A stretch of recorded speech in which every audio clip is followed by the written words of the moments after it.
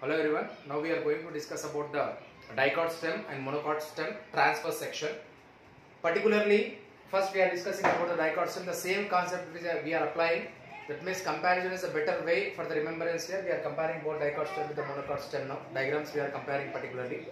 In the dicot stem, if you see the dicot stem, the outer layer, the single layer we are calling a single layer of cells, thin layer of cells arranged outside of the dicot stem, which is covering the dicot stem, we are calling as epidermis.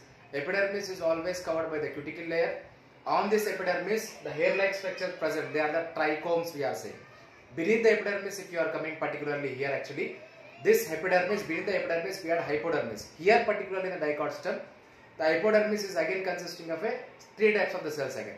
Cholenchymatous, parenchymatous, sclerenchymatous. Exactly beneath the epidermis we have the layer of the cholenchymatous cells. Beneath the cholenchymatous cells, what is happening? We have the parenchymatous cells here. And the inner layer of the hypodermis we are calling as endodermis particularly. Inside the endodermis, right? Inside the endodermis we have the pericycle.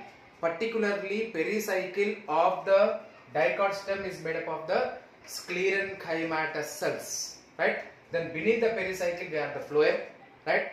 In between the xylem and phloem, both we have the cambium, right? As cambium is present in between the phloem and xylem, we are calling it as we are calling the vascular bundle particularly as a conjoint, collateral, and it is open. Conjoint, collateral and open. Dicot stem, the vascular bundles are opened here.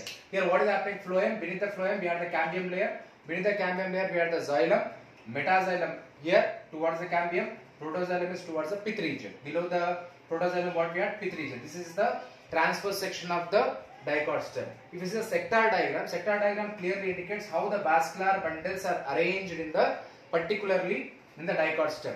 Here the vascular bundles are arranged in the particular dicot stem in a regular manner. This type of arrangement of vascular bundles in a regular manner, we are calling it as a U-stele. We are calling it as a U-stele, right? Here complete this thing we are calling as a stele, which is consisting of a xylem, phloem and pith, all the parts here pericycle, all these things we are calling as a stele here. The stele consisting of what? The arrangement of vascular bundles inside, the hair-like structures we are calling as a trichomes here. U-stele particularly is a characteristic of what? Characteristics of the dicot stem we are seeing. And when we are coming for the monocot stem particularly, you see the diagram here. The monocot stem, what is happening here actually particularly? Monocot stem, the outer layer we are calling as a thin layered, single layered epidermis which is covering the monocot stem. This epidermis is not covered by the trichomes. Here they are covered by the trichomes in the dicot stem. Monocot stem, trichomes are absent here. Beneath the monocot stem, what is happening? Hypodermis is present. Hypodermis is not again differentiated as the cholenchyma, parenchyma, sclerenchyma, but particularly hypodermis is present. It is consisting of a parenchymatous cells. Now the ground tissue. Here we are not differentiating it as a pericycle, stele, all these things here. Completely in the monocot stem, pericycle, endodermis, and all these things, cambium, all these things are absent. Here directly what is happening? The complete layer of cells, complete the cells we are calling as a ground tissue. Within the ground tissue, the vascular bundles are arranged here. This vascular bundles mainly consisting of what? Xylem and phloem here. And here particularly, here the vascular bundles in the monocot stem we are calling as a conjoint, collateral, closed. Here they are open, here they are closed here. And then here the stele particularly in the monocot stem we are calling as a atactostele. Atactostele. Why we are calling it as atactostele here particularly? Atactostele because see, compare this thing here. Irregularly arrangement of a vascular bundles, many vascular bundles within the stele. We are calling as atactostele here. This is the comparison between the monocot stem and then dicot stem particularly. Here we had a large differences between the dicot stem, monocot stem. Just we have to remember the parts here.